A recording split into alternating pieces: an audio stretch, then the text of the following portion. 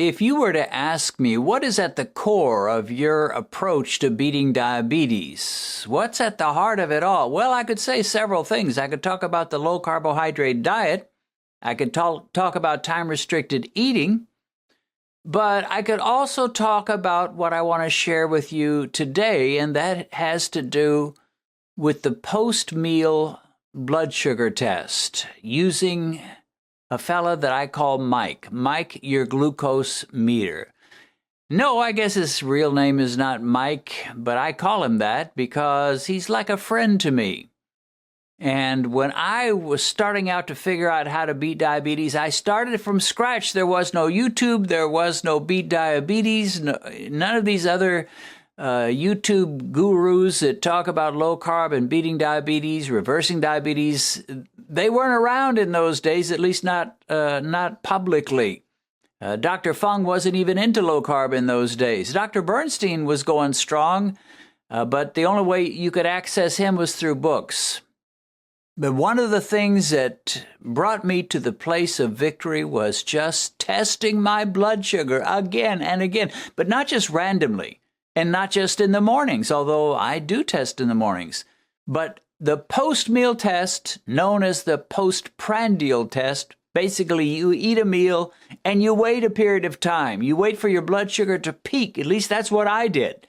And people have jumped all over my case about why I don't wait the full 2 hours. And the reason I don't wait a full 2 hours after eating is because I found out that my blood sugar peaks sooner than that. And I was interested in one thing above everything else. What is my glucose peak after this particular meal or food? And for me, oftentimes that was an hour, sometimes an hour and 15, 20 minutes. So I would test myself in the early days almost always about an hour after I had that last bite of food. And lo and behold, I noticed that in some cases with certain meals, my blood sugar went way high, and with other meals, it didn't hardly go anywhere. And if you want to know, Dennis, why have you had so many people find success beating diabetes watching your YouTube channel and your YouTube videos, and why do you have so many subscribers? The answer is that post-meal test. It not only works for me, it works for a whole lot of people. Right now, we're going to do an oldies. We're in the midst of the holiday season. My time is short, and I decided to just play a rerun of an oldie. I think this came from December of 2019, so about 4 years ago. Since the time we posted that, we've had probably 100,000 new subscribers, so there's a lot of newbies that haven't seen this probably. So we're going to post Benedicta and me at the mall, demonstrating a very simple concept, the post-meal glucose test, and what it can do for you to help you beat diabetes. Well, we are at the mall, and what city are we in? Frisco. The city of Frisco. California has San Francisco, and Dallas has Frisco. So we're at the Frisco Mall, and I just love Christmas shopping at the mall, but we're going to do something more than that. What are we going to do here? We're going to shop. We're going to do some blood sugar testing after eating some meal at the mall. Yeah, kind of tough being married to a guy like me where you have to test your blood sugar wherever you go, huh? Yeah, it's so awesome being married to you, because I have to test all the time, everything I eat. I wasn't doing this in those days, but since I'm in it, I guess we have to do it. You just have to do it. So we're going to go in the mall and talk a little bit more, and then we're going to go to a special restaurant, have a meal, and do some blood sugar testing. Ready to go get some food? I'm ready to go. Yeah! Okay, well, we made it to the mall, didn't we? We made it to the mall. And so, hello, everybody. You know, I love malls. I love malls. I mean, malls have become uncool, or maybe people just prefer Amazon, but a lot of them are dying. Yeah, that is why we're praying so hard. God, do not let this mall, all of them die off, because this Frisco Mall has been surviving it, and we love shopping at the mall. Yeah, I think it's fun. Some people talk about, all the crowds, but I like the crowds. And we love the crowds. If we came here and there was like 5 people in the whole mall, we'll run out. That would be depressing. Yep, very much depressing. We will not stay. We will join everybody and get out. So we are at a crowded mall. This mall is still doing well despite Amazon, so thank the Lord for that. Yes. I think it's just cool to go out at least once in the Christmas season, do a little Christmas shopping, look around, and just enjoy each other's company. Right. So we are here at the mall, but we're gonna, as we said before, we're gonna add something to it, which is a blood sugar test. Blood sugar test. What kind of food are we going to eat today? We're gonna be eating a little teriyaki. A little teriyaki, chicken teriyaki. Yep. And I just love it. And there's usually about 4 ingredients to make a teriyaki. Okay. You've got meat, you've got sauce, you have got vegetables, and it's all gonna go over rice. Over rice. So the meat, the sauce, the veggies, and the rice, 2 of those are pretty safe for blood sugar, and 2 of them are problematic. Which 2 would be the problem causers? The ones that will be problem for blood sugar will be the rice and the sauce. Yeah, the rice and the sauce. Yeah. Now, the rice, obviously, we all know what rice does. It goes into your know about rice. stomach and turns into sugar almost Quickly. immediately. The sauce wouldn't have to be a problem, but almost certainly they add sugar. Yes. Wonder why they add sugar to so many things. I don't know. To make it sweet, I guess. Well, people like sugary Everything things. is really good when it's sweet. Yeah. So now we're going to do this test 2 ways. We're going to come back tomorrow and have another teriyaki dinner. Right. Today we will have about half of the rice, and then the veggies and the meat as usual, and the sauce. So we're going to cut back a ways, and this is how I used to do it all the time. All the time. So this won't be quite so bad as if we ate all that rice. So today we'll eat about half the rice Half the with rice. the veggies and the sauce and Right. the meat. It'll give us a sugar rise for sure, Okay. but not as bad as if we ate all the rice. You say, why don't you eat all the rice? Well, I don't want to. I don't want to push my blood sugar that high. And for a long time when I had teriyaki, which I don't eat very often, but it's kind of a treat for us. We go out somewhere and we just think, let's eat out, let's have some teriyaki. Right. I love it. I love it. But I don't eat it a lot. Still, what I used to do is just cut back on the rice, maybe half the rice. Right.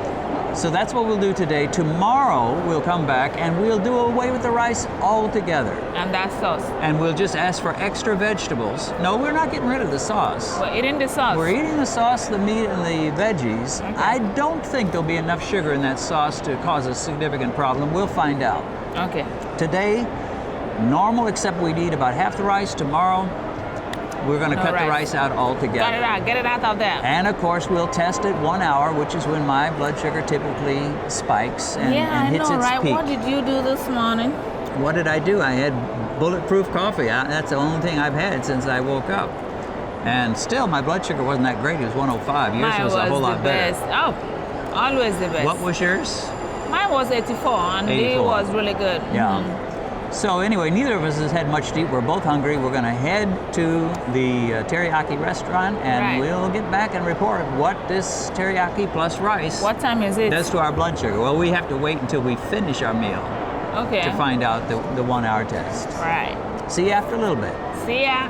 Well, we've had a busy couple of days, haven't we? Yes, we have. But they've been fun days, right? Fun days, I say. Yeah, we had a great time at the mall. We didn't just go there and do the test, and that was it. We shopped, we walked around. We really did shop. And That was great 2 days well, and you, at the mall. especially when you found that jewelry shop and cosmetic shop that had sales of all kinds and everything was inexpensive, you just couldn't hardly stop. Yeah, I couldn't stop. So anyway, Go inside the mall and leave me alone to shop. You are in for a treat. shop till you Drop. drop. Exactly. Shop till you drop. But it was neat. I enjoyed the Christmas carols we heard at the mall and Right. just everything. Good atmosphere. Enjoyed it. Enjoyed being with you, my love. I enjoyed being with you too. It was a fun day. Fun 2 days. Fun 2 days, right. Mm-hmm. Now, we mentioned before that we had our teriyaki 2 different ways. Right. And so we're going to give the results. Now, the first day, our agenda was to eat half the rice. Have the rice. But it wasn't exactly a scientific way of doing it. I mean, some people would like it better if we measured it out carefully, found the Right. exact number of grams and divided it by 2, and that's how much we ate. Yeah. We didn't do that. We didn't do that. Sometimes people complain, say, oh, your methods aren't scientific. Well, I'm not a scientist, No, we're but not. I can spot trends easy enough when I test myself often enough, and that's what we can easily see. So we just guesstimated about half the rice, and somehow you ended up with a plate with far less rice on it at the end. I don't know about that. I ate what I'm supposed than I did. I think, I'm guessing I probably ate about 45% of my rice. Yeah, you didn't eat much. And I'm guessing you probably ate about 65% of your rice. Whatever percent I ate some. You ate a lot. Okay. But you did leave some. So your plate was not completely clean. No.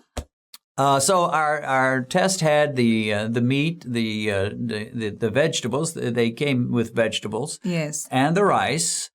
One thing I noticed about the meat, there was no hint of sweetness to it. It had a good seasoning to it, but it didn't feel like meat. There was no added sugar. Didn't taste like meat that had been highly sugarized. No. So that was good. That was good. All right, day one with, quote, half the rice eaten by us. Yep. What did you start out with? I started out with 84. 84. Yep. Which is a great number. Right. And we had our meal, enjoyed our meal, walked around the mall a little bit. Walked around the mall. I kept track of the time on my watch, and when it got close to an hour, we headed right back to the car. We thought it might just not be too cool to be checking our blood sugar in the middle of the mall somewhere. Yeah, they'll be looking at it like, what are they doing? So we went back to the car, and you started with 84. What did you end up on day one with the rice? On day one, I started with 84 and then ended up with 140. Okay. So 140 is really the limit that I normally allow myself. I don't like to go over 140. You went right up to the boundary, eating quite a bit of rice. Now, from 84 to 140 is a 56-point rise, so that's significant. But still, when you peak at 140, you're not doing too bad. Not too bad. So on day two, we had no rice. No rice. You couldn't cheat because there was no rice to even cheat with. Couldn't cheat a thing. We asked for double vegetables, and they gave us a lot. Yep. So we had the teriyaki meat over veggies. Right. A lot of cabbage, broccoli, some very thin slices of carrot. Yes. So you started on day two at what? On day two, I started with 87. 87. And at 1 hour after eating? After 1 hour, I jumped to 97. All right. That's a 10-point rise. Right. But assuming that's your peak, and, we could have tested ourselves 4 or 5 times, but I wasn't going to put you through that. This is our kind of our Christmas holiday anyway. Yeah, don't punch.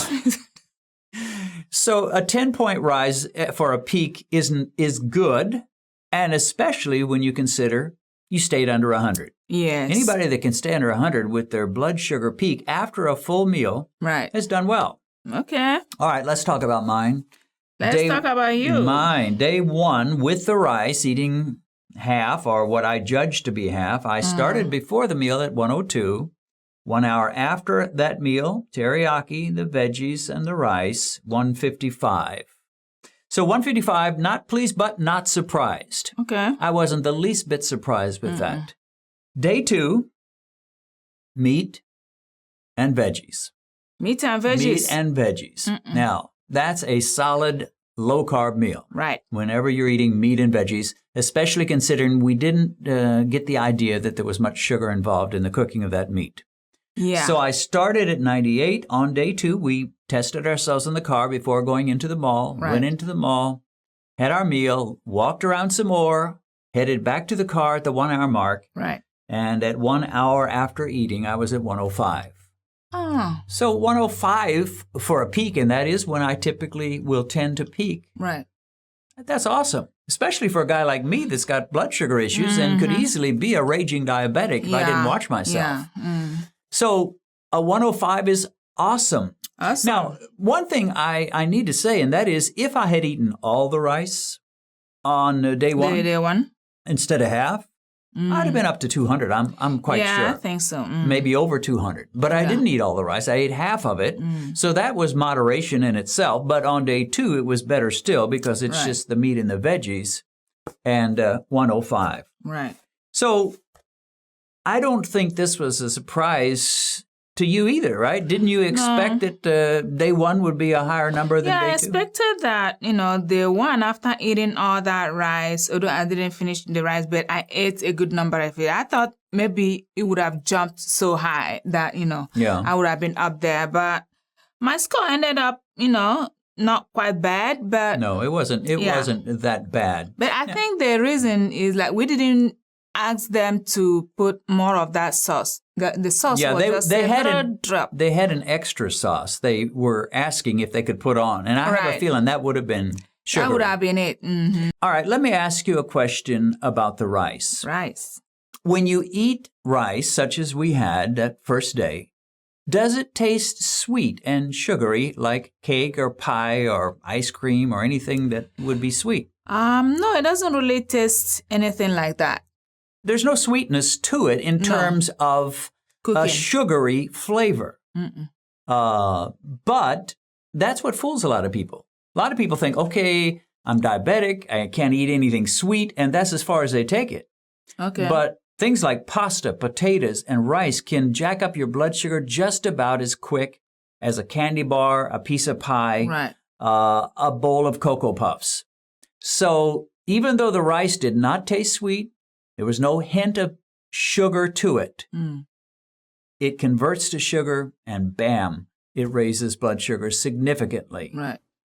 And again, if you ask why are so many diabetics becoming non-diabetics by watching your videos, this last point that I made is very powerful, and that is don't just eliminate sugar. By all means, do eliminate sugar, but don't stop there. Remember, starches such as bread and rice and potatoes and pasta, all of these starches that seem healthy and seem normal and don't taste the least little bit sweet can affect your blood sugar. So you got to eliminate them and lean hard into the meats and low-carb veggies and salads and the things that do not raise blood sugar. So we took a trip down memory lane. And if you noticed, I was a little hairier in those days. And of course, that was not even real hair, but I did wear a hairpiece for a while. And now you see me without one. One person wrote and said, Dennis, you look a lot older. Left a comment, you look a lot older than you did when you started. I think something's happening to you. Well, what's happening is I shed the hairpiece. Anyway, God bless you. Have a wonderful holiday season. Play lots of Christmas carols. Enjoy the season and be with your loved ones and give thanks to God for his goodness.